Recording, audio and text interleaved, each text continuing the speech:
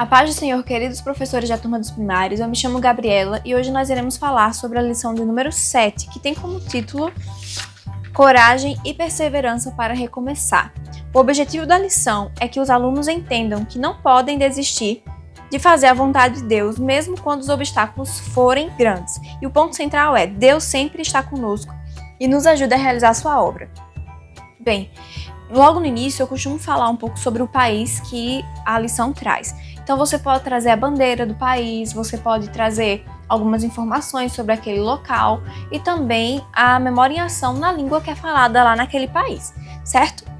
E aí a lição diz que a gente precisa prestar atenção na frequência dos alunos. Aqueles alunos que estão faltosos e que já têm 2 faltas na caderneta, é importante que você procure um jeito de entrar em contato com ele, com seus familiares, com seus pais responsáveis para perguntar o que está acontecendo. Às vezes é só algum desânimo e quando você manda uma mensagem, os pais vem aquele ânimo de novo e eles começam a trazer novamente suas crianças e o aluno se sente também lembrado e ele começa também a pedir para os seus pais para vir mais, ser mais frequente nas lições, certo? Você pode pegar o número de telefone dos pais.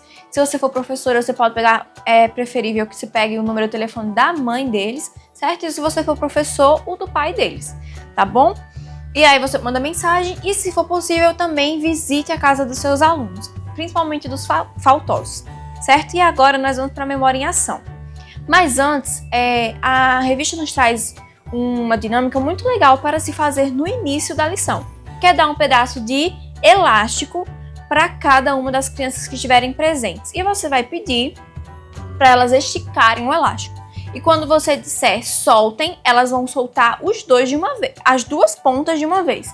E aí elas vão perceber que o elástico ele tem a capacidade, ele tá de um tamanho, você estica, ele cresce, mas quando você solta, ele volta para o mesmo tamanho.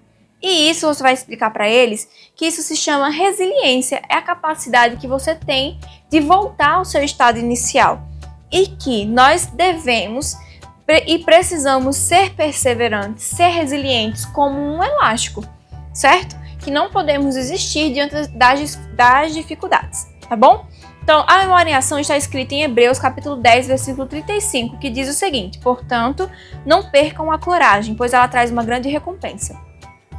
É importante que a gente leia a memória em ação na Bíblia com os nossos alunos e depois desse momento você pode pedir também para que eles grifem com marca-texto, deixar marcado na Bíblia com marca-página, que você pode fazer com eles também, marca-página todo estilizado para a lição e com o tema da revista que é Meu Deus me faz forte e corajoso. Tem várias opções, mas para que você ajude os seus alunos a decorar melhor essa lição, eu trouxe alguns gestos que você pode fazer tanto com as meninas quanto com os meninos, certo? Que é assim: portanto, não percam a coragem, pois ela traz uma grande recompensa.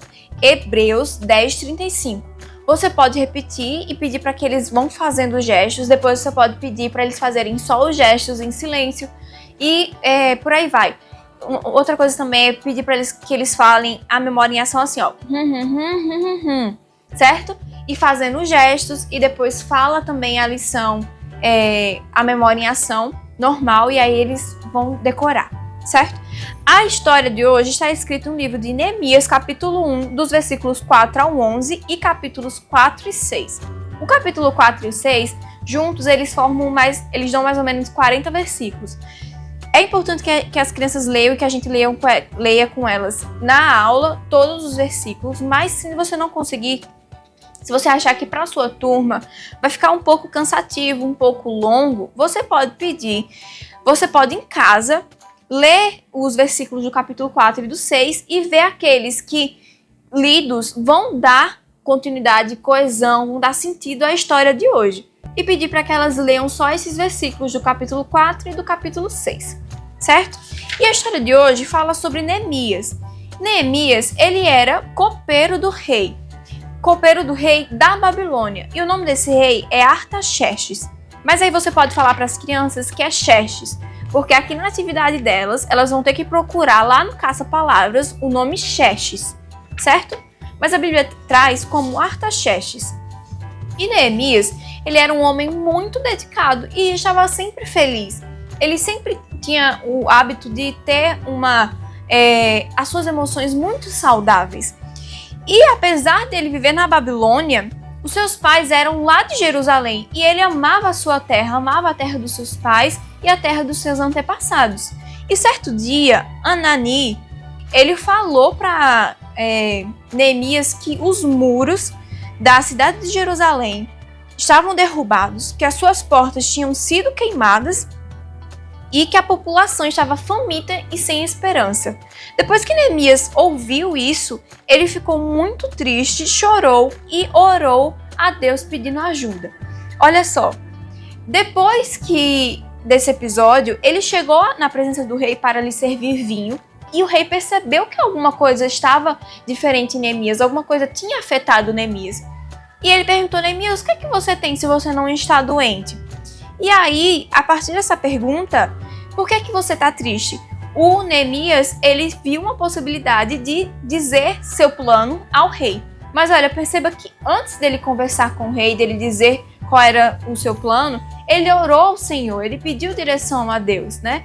Quando nós temos medo, quando nós estamos tristes, antes de qualquer decisão, ore ao Senhor e peça direção a Ele, certo? Isso é muito importante e é isso que nós aprendemos com Neemias.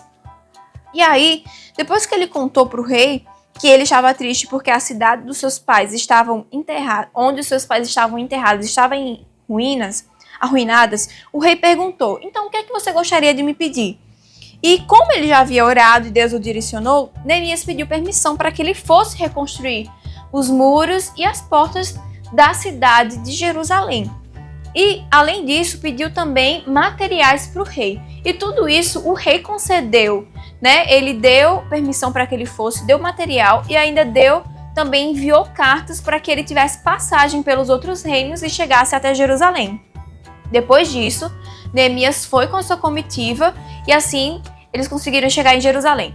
Quando eles chegaram na cidade de Jerusalém, Neemias, ele primeiro observou, ele fez uma análise da cidade e viu o que ele poderia fazer ali para ajudar o povo.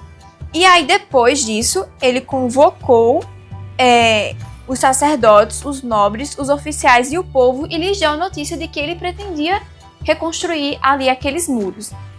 E isso o povo ficou muito alegre, muito maravilhado e já demonstrava o primeiro milagre que aconteceria ali. E então logo todos começaram a trabalhar. Só que no meio desse povo tinha alguns que queriam fazer de tudo para destruir, para atrapalhar aquela grande obra. E infelizmente hoje em dia também é assim. Tanto ataques espirituais quanto físicos de pessoas que acabam se deixando ser usadas pelo mal, elas querem atrapalhar a continuidade da obra de Deus, não é? E dentro deles, desse povo que queria atrapalhar, existiam 2 homens que estavam insatisfeitos. Por quê? Porque eles lucravam com a fragilidade e miséria do povo. E o nome desses 2 era Tobias e Sambalate. Quando eles souberam da reconstrução, ficaram furiosos e tentaram desanimar o povo. Vendo que não conseguiam, passaram a ameaçá-los com uma invasão. Mas Neemias colocou guardas nos pontos baixos e mandou cada trabalhador ficar com a sua espada na cintura. E além disso, até para tentar atrapalhar esses inimigos, eles até contratavam falsos profetas para mentirem e dizer que aquela obra não daria certo. Davam mensagens de desânimos e Neemias como se fosse o próprio Senhor que estava falando. Porém, Neemias não se deixou enganar e nem se desanimar, porque ele tinha intimidade com o Senhor e sabia que aquela grande obra haveria de ser continuada e chegaria ao seu fim. Então Neemias estava sempre orando, motivando a fé do povo e trabalhando ao lado deles. 52 dias depois da iniciação da reconstrução, os muros estavam todos reparados e a cidade estava segura novamente. Os inimigos do povo de Deus ficaram assombrados, pois viram o quanto Deus havia trabalhado por eles. Deus quer que nós tenhamos a mesma coragem e persistência de Neemias e não desistir diante dos obstáculos.